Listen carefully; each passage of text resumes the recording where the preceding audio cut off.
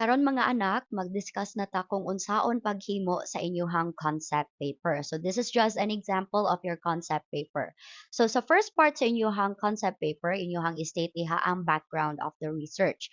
So for the first paragraph, you need to state what is the research problem. Unsa man ang issue or problem nga gusto ninyo studyhan or fokusan. So let's say for example, ang imuhang issue or studyhan nga fokusan is ngano mang gamay ang passing rates sa mga examiners kadtong criminology licensure examination pag 2019, or let's say ganahan baka mag-focus sa imong study nga kung asa ngano man ang kaning Mobile Legend makaapekto ba ni sa ato ang performance sa ato ang pagskwela. So sa first paragraph diha nimo i-state ang problema or issue nga gusto nimo studyhan, and then you also need to explain why it matters. You need to explain nganong kinahanglan man na nato siya studyhan, nganong importante man nga kinahanglan nato siya i-explain or ato siyang mas masabtan. And you also need to explain the impact of this study, unsa man ang iyahang mahatag nga impact when it comes to people who will read your study in the future, or sa ato ang society or sa atong komunidad, or even sa ato ang future. So let's say for example, my study is about digital distraction. So I have stated in my first sentence that the research problem focuses on growing issue of digital distraction among college students. So this is important because many students spend significant time on social media and entertainment platforms, which affects their study habits and academic performance. So sa ako ang second nga sentence, ako ang gi-state diha ngano mang mag-matter ni ang ako ang study. Why is this issue worth investigating? Tungod kay daghan kayong mga kabatan-unan karon nga mag-spend og taas nga oras sa sige og duwa or sige og gamit sa ilahang cellphone, and therefore makaapekto or nakaapekto sa ilahang study habits ug sa ilang academic performance. And I have also stated in the third sentence that this issue is worth studying because it impacts learning outcomes and future career readiness. So, maka-impact or makahatag siyang impact dito sa ato ang students nga kung asa ato ang mas gipalaw mga ato ang pagsabot nganong kaning ilang paggamit og cellphone nakaapekto sa ilang academic performance, and therefore we can also provide a solution to lessen their technological use or ilang paggamit sa ilang technology, and also prepare them for future kaning future situations so that they will be ready for their upcoming careers. Now for the second paragraph, inyuhang state diha nganong importante man na ang inyuhang research. So diha inyuhang state ngano ang imuhang research magmatter. So unsa man ang relevance ana imuhang research sa field nga imuhang giskwelahan. Imuha pong i-explain diha ang contribution or ang ma-contribute sa imuhang study nga buhaton. So and it will also, you also need to state kung naa ba siya practical nga implication. So how can people like educators, policymakers, or even the community can benefit from the findings of your research? So again, ako ang study is about digital distraction among college students. So in my first sentence, I stated that this research is important because it highlights how technology use influences education. So sa first sentence na ko diha ako ang state nganong nagmagmatter ang ako ang research. And then sa ako ang second sentence, it explains the contribution of my research. And also the third one, so, by understanding the effects of digital distraction, educators and policymakers can design strategies to improve student focus and productivity. So, ako ang gi-state diha kung unsa man ang practical nga implication sa akong pagabuhaton or akong buhaton nga research. And unsa ang iyahang contribution. So, it contributes to existing knowledge by addressing a gap. When we say gap, the problem in studies that often focus only on internet addiction but not on everyday distraction. So since there are studies nga nag-focus nga nung naay mga tao nga addicted sa social media use or internet, but wala may study nga nag-state sa kung unsa ang epekto sa kaning digital distraction sa ato ang everyday nga kinabuhi. So therefore, it's important that I conduct this study tungod kay it highlights kung giunsa pag-influence sa ato ang technology ang ato ang performance when it comes to the academics, and unsaon nato pagsabot ang kaning digital distraction ug unsa ato ang mabuhat para ato ani siyang ma-avoid or ato siyang malasen para maka-contribute siya into helping others cope up with internet addiction or technology addiction.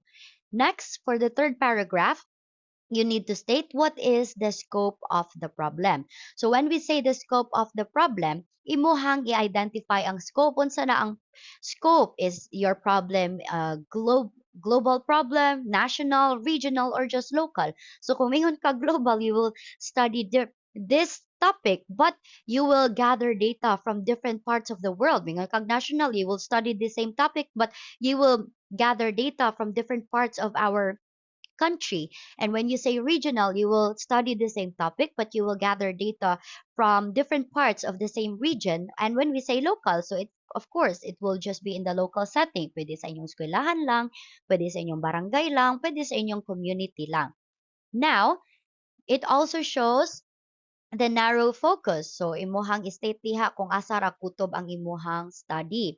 So asa man ga grupo, place or situation nimo i-conduct, or asa man specifically ka magbuhat sa imuhang study. Is it just within the barangay? Is it within the school? Is it within your community or city?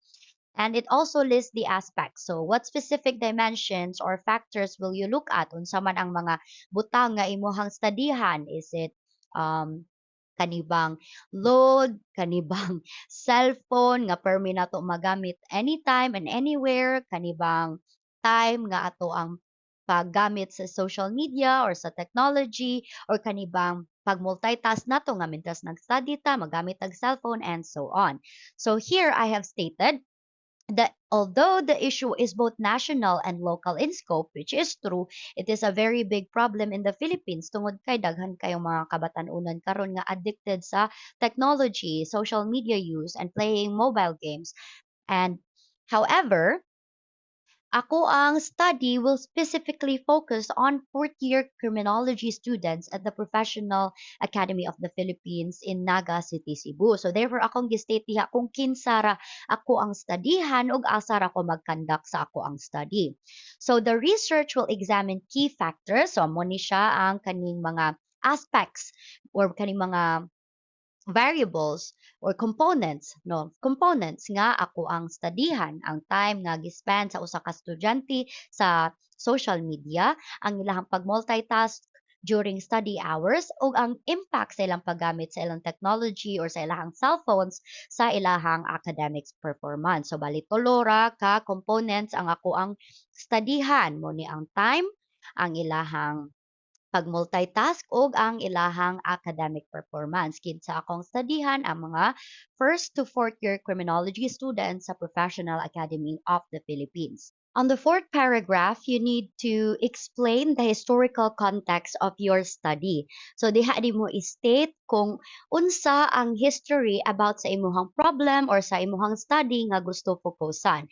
So where did the problem start? Is it a problem that has occurred many years ago, or is it a situation nga daghan na ang naka-experience? What year did it start? Kanus-a man na siya na-experience sa mga tao? Then you also need to explain or show how it evolved. Has this problem changed over time? So let's say for example, sa kadtong unang panahon, maybe some people or some students were academically challenged tungod kay they spend more time using computers. But karon nga panahon, they are academically challenged tungod kay although dili na sila magamit sa computer, naaman sila yung cellphone nga accessible. So are there any changes when it comes to the problem that you want to study about?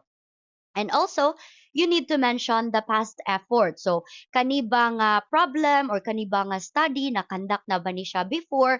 And if so, unsa man ang mga butang or mga effort or mga initiative nga gibuhat sa mga katawhan to address these gaps or to address these problems.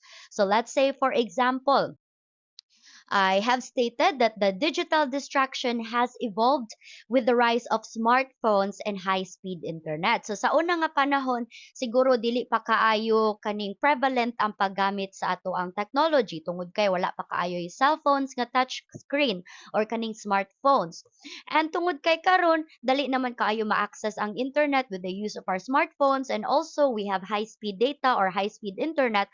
So dali na lang kaayo ta maggamit sa tong phone and also to get distracted, especially if we are studying. And I have also stated that in the past, distractions came from television or peer activities. So as what I have said, imuhang state diha kung giunsa pag-evolve aning ato ang distraction or giunsa pag-evolve ani ato ang problema. So I have stated nga sa unang nga panahon, ang kani nga klase sa distraction nagikan na siya sa pagsigig tan-aw og TV or sa pagsigig duwa-duwa or pakighalubilo sa ilahang mga friends. Pero karon nga panahon, ang ato ang mobile devices or ang ato ang smartphones, it provides constant access to entertainment. So surely, these distractions have evolved over time. And I have also stated that previous studies have attempted to address internet addiction. However, fewer have explored the everyday impact of multitasking and social media use on academic performance. So ako ang gi-state diha nga nay mga studies before nga nag-explain that there are cases of internet addiction and how it affected the students, but wala pa na-explore ang topic nga kung giunsa pag-apekto or unsa ang effect sa ato ang kaning digital use or kaning mobile devices sa ato ang academic performance. So I've stated there that unsa man ang impact sa atong multitasking and social media use when it comes to our academic performance. Moving forward, we have the practical context, or you need to state the practical context. So in the practical context, you need to show the real world use sa imuhang studies. So asa man nimo ma-apply ang imuhang findings, sa eskwelahan ba, sa community ba, sa trabahoan ba, or makaapekto ba ni siya or pwede ba ni siya i-apply sa atong balaod or sa existing policies or programs nga gihimo sa atong government, sa atong LGU, or maybe even sa ato ang institution. Then imuha pong i-explain diha kung kinsa ang makabenepisyo sa imuhang studies, kinsa man nga grupo sa mga katawhan ang makabenefit after nila mabasa ang resulta or findings sa imuhang studies. Mao ba ni ang mga estudyante, ang teachers, ang policy makers, ang parents, or our society in general. So kinsa ang maka-get sa benefits base sa ato ang result or sa ato ang findings. And also, you need to highlight the decision making. So, unsa man ang kaning or unsa may mabuhat sa ato ang findings when it comes to guiding our actions, strategies, or programs nga pwede nato mahimo in the near future after nato ma-present ang ato ang findings or ang ato ang study.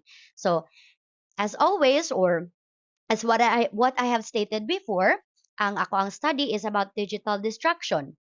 So, I have stated that the findings of this study can be applied in real-world settings such as classrooms and student support programs. So, pwede ni siya nato ma-apply sa eskwelahan o pwede po nato siya ma-apply sa mga programa nga kung asa matabangan nato ang mga estudyante that are academically challenged.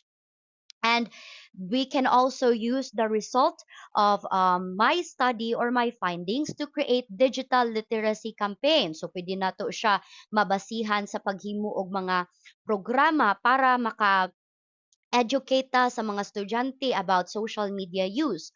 And also, policymakers can also design guidelines for healthy technology use. So, pwede po mag-implement ta og law or let's say rule within sa ato ang institution nga kung asa ato ang strengthen ang healthy technology use.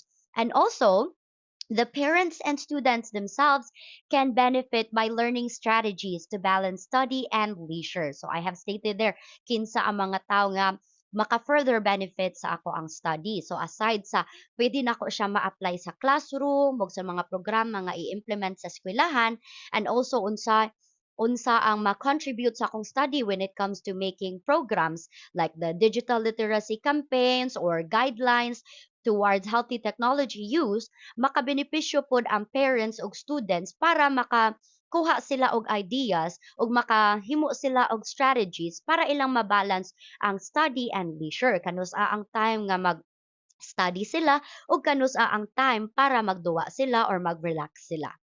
Now, moving forward, on the sixth paragraph, you have to state the expected outcomes or what are the expected outcomes. So here, you need to state what you expect to discover. So, unsa man imong gi-expect nga mahitabo after sa findings or after nimo makonduct ang imong study. Unsa man ang mga patterns, relationships, or insights ang possibly ma-reveal base sa imong study. Imuha pong i-mention diha ang practical contribution sa imuhang studies. Unsaon man pagkabenepisyo sa eskwelahan, sa community, or even sa usa ka organization sa imuhang study. And also, you need to include the theoretical contributions. Unsa man ang mga bag-o nga idea or knowledge nga pwede nimo mapuno sa usa ka topic or usa ka study base sa imuhang gi-conduct nga research. And also, you need to add policy implications. So, unsa man ang ma-contribute sa imuhang study when it comes to making rules, programs, or decision making within a certain institution, school, community, or organization. So here, I have stated that the study is expected to reveal patterns between distraction and lower academic performance. So wala pa na ko gi-conduct ang study. However, I expect nga possibly na adjud na pattern nga ma-reveal nga kung asa makaapekto ang digital distraction sa academic performance sa usa ka estudyante. And it may also identify coping strategies used by successful students.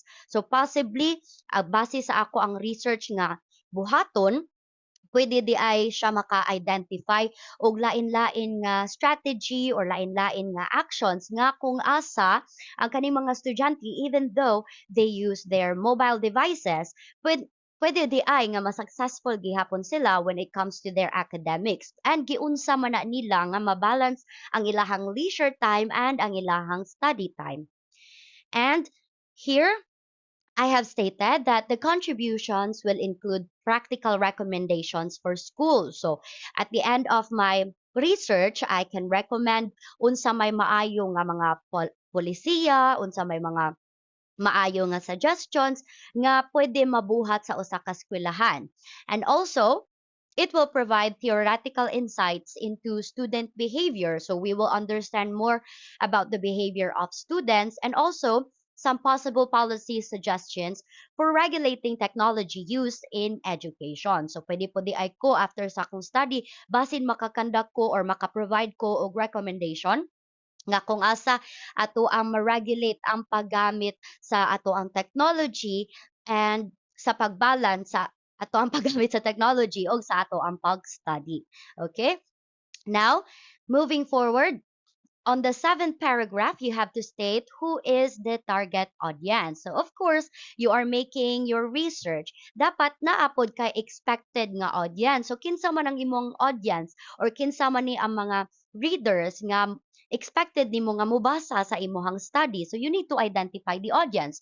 So, who will read or benefit from the research? Is it the educators, the policymakers, students, professionals, or communities? So, let's say, for example, mag-focus ta sa akong study. So, akong study is about digital distraction. So, maybe ang makabenepisyo o kinsa ang possible nga mubasa sa akong study, probably ang kaning mga estudyante, kaning mga educators nga pareha nako, and maybe even the administration within our institution. So probably gikan sa ako ang study basin makakuha sila og idea and maka-provide or makahimo sila og ilang own nga regulations or policies para ilahang ma-strengthen ang paggamit sa social media use in a healthy manner. And also, on this paragraph, you need to explain why the target audience matters. So, you need to state nganong sila man ang target audience and why are they the right audience for this study. And you also need to provide, or you need to tailor the background. So unsaon man nimo pag-present sa information to meet their needs. So let's say for example, still, my study is about digital distraction. So here I have stated that the primary audience or readers includes educators, school administrators, policymakers, and students. So muni sila ako ang target audience, ang mga instructor, ang admin, ang ato ang shareholders, o atong policymakers, and of course the students. And the background information will be tailored to their needs by presenting clear data and practical solutions that can be applied in classrooms and study environments. So ang ako ang gistudyhan, ako ana siyang buhaton so that it can tailor, or let's say it can address their needs so that they will have a better idea and they will have a practical solution kung unsa man ang mga programs or unsa man ang mga policies nga pwede nila ma-apply sa classroom o sa mga students during their study time. Next, for the eighth paragraph, we need to provide or state the limitations and delimitations of our study. So of course, if you are going to conduct a study, dili man pwede nga imuhang hutdon tanang tao sa tibuok kalibutan, no? So you need to state the limitations. So what are the constraints or boundaries that naturally restrict the study? So is it the time, the place, the participants, or the resources? Unsa man ang mga possible nga mga hindrances or constraints or mga boundaries nga pwede makaapekto sa imuhang research. And you need to also state the limitations. So what aspects are intentionally excluded to keep the study focused? So unsa man ni ang mga topics nga dili nimo na i-appeal sa imuhang study tungod kay layo ra kaayo siya sa imuhang topic. And you also need to clarify the scope. You need to remind the readers what the study will be about and what your study will not cover. So, let's say, again, when we say limitations, unsa man ang imuhang dili pwede mag-cover. And when we say delimitations, what are the things that you choose not to cover? So kung maingon tag limitations, unsa man ang mga constraints, unsa man ang makahinder nimo nga dili nimo mag-cover ang kinatibuk-an ana nga research. And when we say delimitations, unsa man ang mga topics ang dili nimo i-appeal sa imuhang research. Okay? Now, let's say for example, again, my topic is still about digital distraction. So, akong gi-state diri that the study will be limited to the first to fourth year criminology students at the Professional Academy of the Philippines. So kanira sila ang mga tao nga kuhaan ako og sample sa akong study. So diha ra ang ako ang limitation, di ko pwede mo kuha og sample gikan sa mga estudyante sa lain nga eskwelahan. Therefore, ako ang findings, it may not be applicable to younger learners or working professionals. So it means, ang kanidang findings sa akong studies, applicable rin siya sa first to fourth year criminology students sa Professional Academy of the Philippines. Pero, dili siya ma-apply sa kaning mga estudyante nga naa sa senior high school or junior high school or even sa working professionals because diha ra ang ako ang limit which is katurang first year to fourth year college students or criminology students sa Professional Academy of the Philippines. And I have stated there that my study will solely focus on distractions related to social media and entertainment. So, therefore, since ako ang study is about digital distraction. So, kung fokusan ra is kaning distraction na related sa social media o sa kaning entertainment such as mobile games or let's say kaning pagtanaw sa YouTube and so on. And it exclude other potential influences. So, dili na ko apilon ang topic nga family responsibilities o financial pressures when it comes to the academic or kung unsa may effect ani family responsibilities o financial pressure sa ilahang academic performance. Bali, akong gistudihan ra is unsa ang epekto sa digital distraction or ang paggamit sa technology sa academic performance sa usa ka estudyante. So let's do a recap. Okay? So for the first part, you need to state the background of the research, and for the first paragraph, you need to state the research problem. So unsa man ang issue or topic or problem that you want to focus on. And here, on the second paragraph, you need to state why is this research important? Nganong kinahanglan man ni nato studyhan ang ato ang research and nganong kinahanglan man ta mo puno pa og ideas when it comes to this topic even though na-conduct na ni siya nga study before. And for the third paragraph, you need to state what is the scope of the problem. Asa ra man na kutob nimo i-conduct ang imuhang research. Is the problem global, national, regional, or local in scope? So diha nimo i-state nga even though kani nga problem is somewhat experience in a global aspect, pero ganahan ka mag-focus ari lang sa local nga aspect, which is mag-focus lang ka sa usa ka community or sa usa ka institution. And for the fourth paragraph, you need to state the historical context of your study. Naaba ni mga past nga studies nga na-conduct na before which can be relevant to the study that you will conduct now. And also giunsa man pag-evolve sa imuhang problem over time. Kana ba nga problema na experience na ba na siya sa una, and if so naabay ka ng changes when it comes to this type of problem. And also kung na experience na ni siya nga klase sa problem before, naabay mga policies, programs, or nabay mga butang nga gipangbuhat ang uban nga tao to address these gaps or to address these problems. And for the fifth paragraph, you need to state the practical context. So, asa man na nimo ma-apply ang imuhang findings sa imuhang study. And unsaon man na nato paggamit ang findings sa imuhang study? Magamit ba na nato siya to change our policy, to provide a better insight when it comes to good practices sa atong institution, sa atong community, and will it also change the mindset of other people when it comes to decision making? For the sixth paragraph, you need to state the expected outcome. So, unsa man ang mga possible nga mahitabo para nimo after you conduct your study. Naabay possibility nga ang kani imong study maka-provide og good solution when it comes to this problem. Naabay possibility nga maka-provide siya or maka-reveal siya og pattern or somewhat differences or maybe similarities nga og kung motaas ang rate sa digital distraction, mutaas mo lower pod ang academic performance sa usa ka estudyante. So for the seventh paragraph, you need to state who is the target audience. Kinsa man ang mga tao nga mobasa or kinsa man ang mga tao nga gi-intend nimo na mobasa or maka-benefit sa imuhang study. And lastly, for the eighth paragraph, you need to state there the limitations and delimitations. Just remember, limitations, unsa ang mga topics nga dili nimo ma-cover because of constraints. So let's say, here, let's see, here, ang ako ang study dili na nako ma-cover overall including ang younger learners or working professionals tungod kay ang ako ang study is only focused from the first year to fourth year criminology students sa Professional Academy of the Philippines. So therefore, that is the limitation of my study.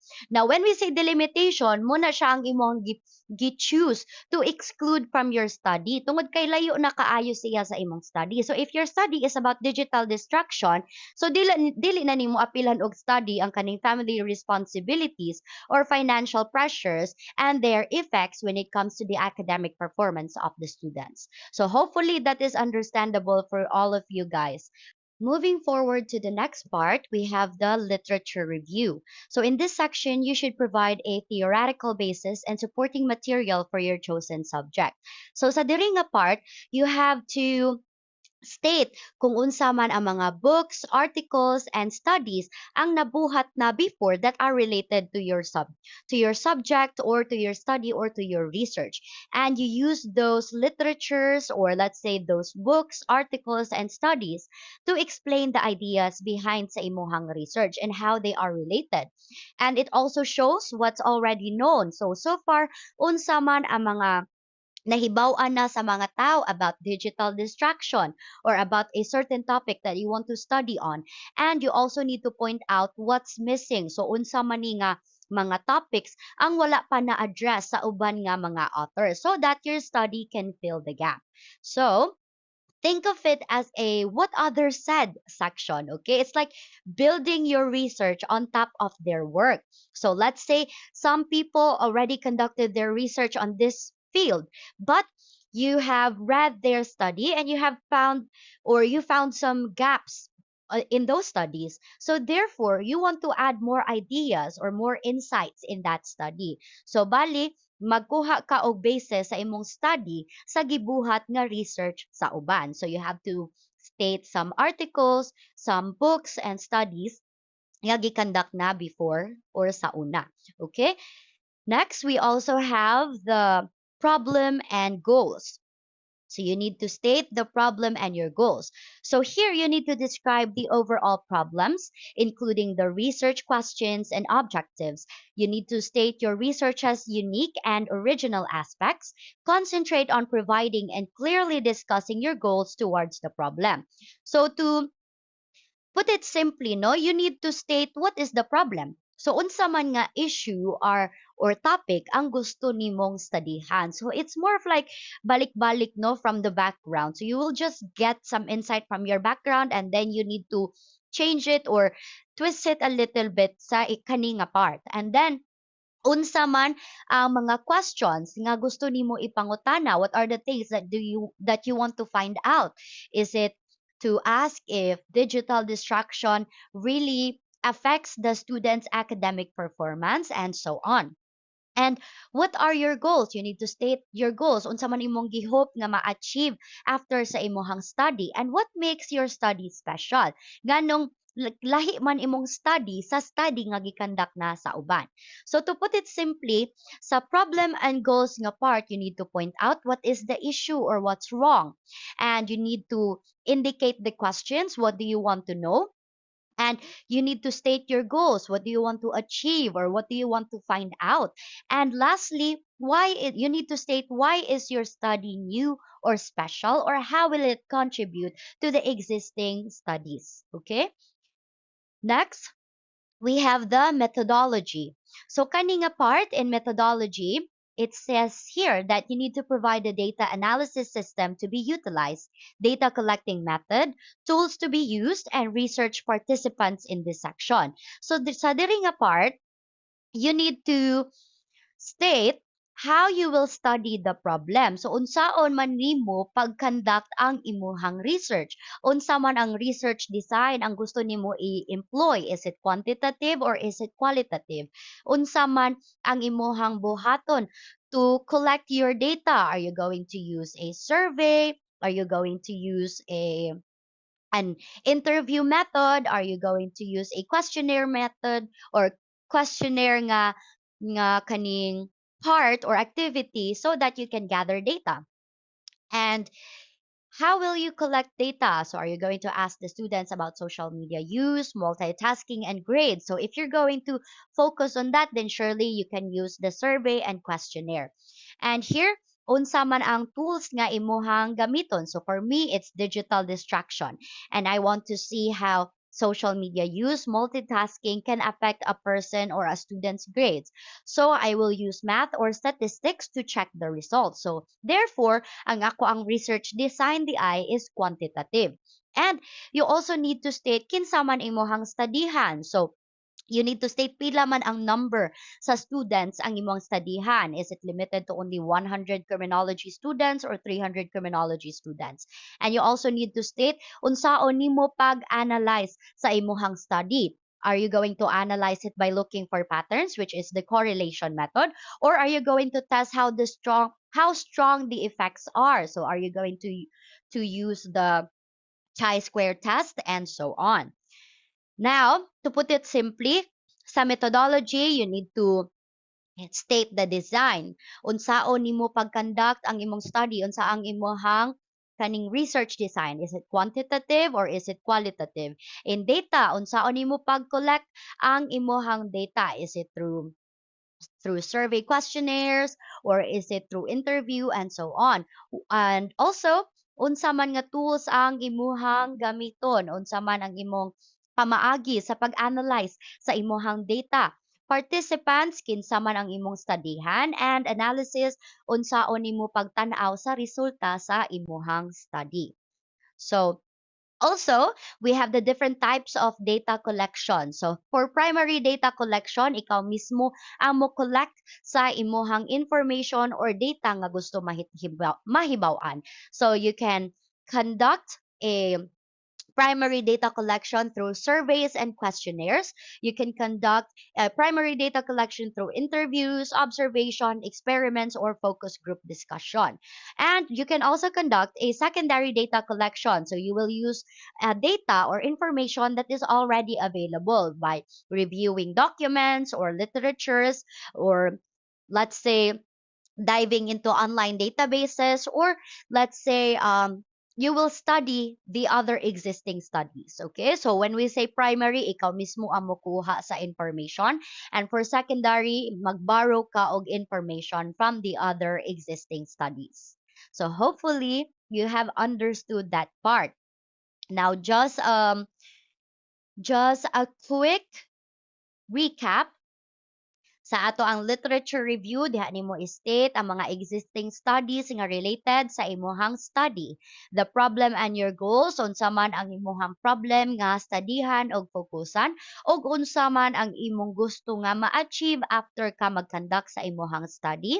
And methodology, unsa man ang design, unsa man ang pamaagi nimo sa pag-collect sa imong data, unsaon man nimo pag-analyze ang imuhang data, and unsaon man or kinsa man ang participant sa imuhang study. So here I have stated an example. So previous studies on internet addiction and multitasking show that excessive screen time negatively affects concentration and memory. However, few studies have examined the everyday impact of digital distraction on academic performance in the Philippine context. This research will build on international findings while addressing local realities. Although wala na ko diha na add ang article studies or kani mga manuscripts or existing papers. So this is just the introduction sa akong literature review. So after adding a part or after adding a paragraph, I will then put some related literature that is related to my study. So mag-add ko diha og mga studies or articles nga nagibuhat na sa uban that is again related sa ako ang i-conduct nga research. Now, in the problem and goals, I have stated that the problem is the negative effect of digital distraction on student learning. So muni ang problem nga gusto nako studyhan or sulbaron. And the goal is to measure its impact and propose strategies to help students manage technology use effectively. Take note everyone, so the problem and your goals, it's a lot longer than this example that I have provided. Sa problem and your goals, you need to state a lot of things. So as what I have said, you need to state what's the problem, what is the issue that you want to study about, what are the questions that you want to ask, what are your goals, what are the things that you hope to achieve, and what makes your study special. So you need to state there what are the issue or what is the issue that you are studying. So here, mora din siya ang issue that I want to study. And what are the questions that you want to find out. So let's say for example akong state diha the social media use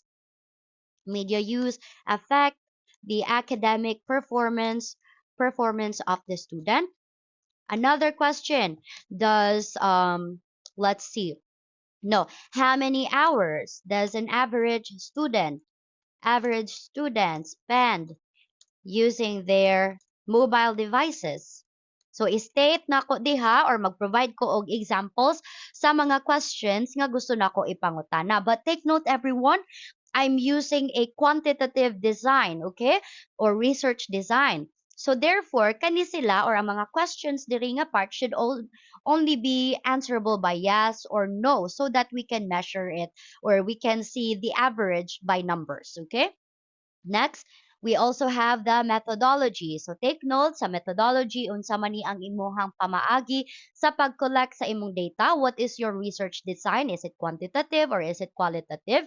And what are the tools nga imuhang gamiton sa pag-collect sa imong data? Is it through survey questionnaire? Is it through interview, observation, or focus group discussion, and so on? And also, you need to state kinsa man ang imuhang participants sa imuhang study. So I have stated here The study will employ a quantitative research design. And I have stated a structured survey questionnaire will be administered. So therefore, ako ang tool or ako ang way to collect data is pag-provide sa survey questionnaire o ako na siyang ihatag sa 300 nga criminology students from first year to fourth year nga nagskwela sa Professional Academy of the Philippines. And my instrument, let's say the instrument or tool that I will be using is the correlation tool. So I will measure variables such as the hours spent on social media and then the frequency. When we say frequency, how many times does it appear of multitasking and grade point averages. So kanina part, I will be using the chi-square test. So the collected data will be analyzed using statistical techniques, using correlation and regression to determine the relationship between digital distractions and academic performance. So note well, okay? Variables are the things you measure in a study. So for example, pila ka oras mag-use sa social media, o pila man ang imuhang grado, and how often you multitask. So when we say multitask, mga kapila ka kapanahon magamit sa imuhang cellphone while studying. And when we say frequency, how many times something happens. So if you multitask 5 times while studying, your frequency is 5, okay? And also timeline, you need to state there um, hangtod asa or until when you have conducted your study. So mo ni siya ka ng mga expected lang no nga time kung hangtod kanus ka mahuman sa imong study. So let's say for example, sa January to February 2026 nagkandak kag literature review and survey design. March to April nagkandak ka og data collection. May to June nagkandak ka og analysis sa imong data nga na-collect, and July writing and revision of the research paper, and sa August nag-submit na ka o nag-present na ka sa imuhang findings para ready na to bookbind sa imuhang study.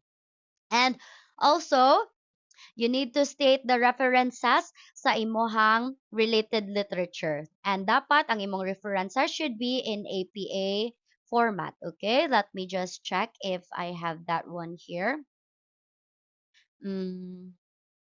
Let's see. Okay, let me share a different here. A different page. So here we go. So these are the key features of APA format. Okay, so the general paper layout, you need to use a standard size paper, 8.5 by 11. So probably na siya short man ta siguro na. And then you should have double space text. Ang dili kibaw diha, you just need to click this one. Wait a moment. I will use my annotation tools. You just need to click this one, ha? And you will makita ka ni. So 2 point, not 2.5. So double space, imora ni ko ang 2.0. And then, ang imuhang margin, you need to check here sa layout. I think, okay, so here na atay margins, no? So you need to click that one and then makita ni mo diha 1 inch. Nara na mga numbers diri, and you can also customize your own margin. And then, imuhang font should be in Times New Roman size 12. Unsaon pag-change sa imong font, imo ning i-click dire. So imuha nang i-change into Times New Romance. Mag-type lang kada Times New Romance, magawas ra na siya. Okay? Then sa imuhang title page, you need to include the paper's title, author's name, and institution. So ibutang nimo diha unsay title sa imong study, kinsay pangalan sa imong kagrupo, ug asa man na nimo siya i-present. And you also need to show sa imong course, kinsa imong instructor, ug ang date sa imong pag-submit sa imong study or let's say sa imong concept paper. And ang imuhang headings, which means sa very first part, it should be bold, italic, and centered to structure sections, okay? And in text citations, you need to use the author's last name and year of publication. So let's say, for example, ang imuhang gikuha nga libro or let's say study or imong gibasihan nga study kay himo ni John Smith. So imo rang state diha ang iyahang surname and then kanus-an na publish ang iyahang study. And when we say reference list, this is a full list of all the sources at the end of your paper. So example, Smith J 2020, butang day nimo diha ang title sa iyang book and then kinsa ang ni-publish diha. So let's say John Smith or Smith J. Na-publish siya pag 2020. Ang title sa iyang libro is Digital Destruction. Kinsa ang publisher? Si Honey Angelo Mirafuentes Book Publishing. Okay?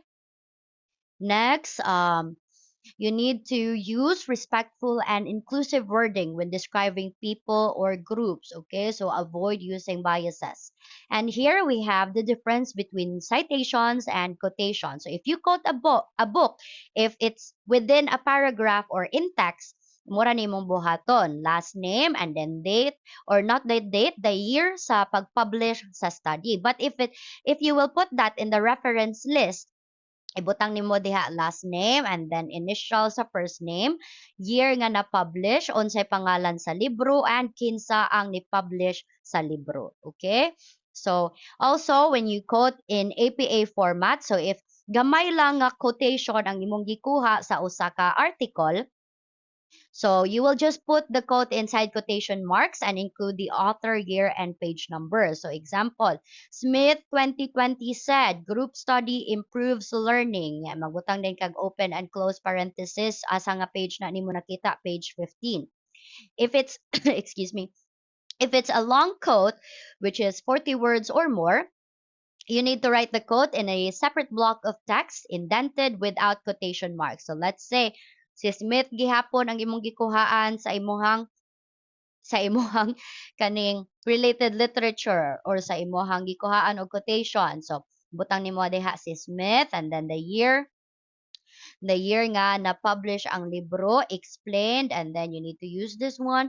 Group study improves learning because students share ideas, correct each other's mistakes, and feel motivated. So if you can notice, you're not using any quotation marks here. And here, you can also paraphrase these insights, or let's say these words nga imong gikuha sa usa ka article. So you don't have to use quotation marks, but you still need to cite the author and the year, okay? According to Smith 2020, studying in group helps students learn better. So niya na si Smith diri, nag-use kag quotation marks. It means imo siyang gikuha directly from the study. So you need to use the quotation marks. But here, kung imuha na siyang gi-paraphrase, it will have the same idea, pero imuhang giusab gamay ang iyahang wording. So you don't have to use the quotation marks. Okay? So just remember, when you quote, you copy exact words and you need to cite the page. And when you paraphrase, you use your own words and you need to cite the author and the year. Okay, hopefully that is understandable for the rest of you. And here, let's dive more into the concept paper. Let me just check. Okay. Asa naman to? Wait a moment. Okay, here we go. Okay, so just remember sa background, you will explain what, why, where, when, who, and what are the limitations or delimitations of your studies. Sa literature review, unsa may nakita or unsay findings sa uban nga mga authors, the problem and your goals, what's your mission when you conduct this study? Methodology, what's your plan? What's your research design? What is your research tools and who are your participants? Timeline, unsa man ang schedule sa imuhang pagkandak sa imong research. So, sa karon ba nga buwan kay naghimo ka sa imong concept paper and so on. And lastly, your references, you need to state your references. So let's say for example, here Smith J, year nga na-publish, unsay title sa libro and kinsa ang publisher. So take note kung mag-cite lang ka and magkuha kag quotation from the study, kanira ang imuhang state sa imuhang paragraph. Pero kung state na gani ka sa references, kaning kinatibuk-an ang imuhang ibutang. Okay? I will teach you a trick. So adto ka sa ChatGPT and then you just paste the link of the study if your source is from the internet, and then imong i-input didto nga cite this study using the APA format format ka naman siguro ta 2019 nga APA, I think APA format. And then dito nimo makita ang sila na mismo ang mohimo ani. So dili ayaw ipa-stress inyong kaugalingon. Okay. Also, speaking of related literature, guys, napadjudeta diri literature review. I think it's this one. Yes, okay. So, kani siya, literature review summary example. So, since mag-provide man mo sa inyong related literature, kani siya, this will serve as guide for us educators or imuhang teachers nga magtanaw or magkaning conduct sa inyohang defense or sa inyohang concept proposal, no? So kami may mutanaw sa inyohang papers nga gipangbuhat. So para dali na mo makita or matrace unsa man ang mga libro or let's say sources ang inyong gikuhaan sa inyohang related literature, maghimo mo ani nga kaning maghimo mo og ingon ani nga file, okay? So here article or titles, unsay title sa libro or article ang inyong gikuhaan sa inyong study or let's say sa inyong related literature. And unsay theme, is it youth crime, is it about digital distraction, is it about drug addiction? Unsa man nga method ang gigamit dito sa kana nga study, is it quantitative or is it qualitative, and what are the significant findings? Take note everyone, dili kamo ang mo-provide aniha, inyuhan ni siyang kuhaon gikan mismo sa katong study nga inyong gi-review. And what were the author's conclusion, unsa man ang ilahang na-conclude base sa ilang study, and unsa ang ilahang gi-recommend. Okay, just remember article titles. This is where you write the name of the study or book or journal that you are reviewing. So, on-site title sa libro, sa study or research or journals or journal article ang inyong gi-review. And then theme, unsa man ang main idea or topic sa article or journal or libro nga inyong gibasa. And methodology, unsa man nga research method ang ilahang gigamit sa ilahang study.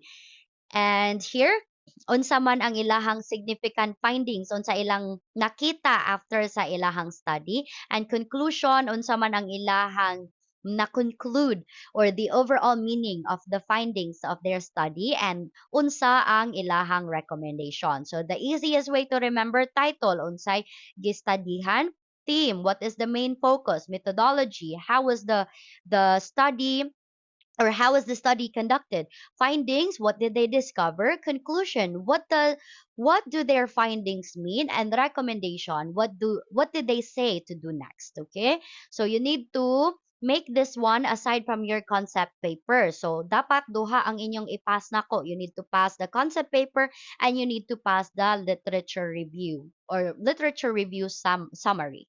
Okay, overall maora na siya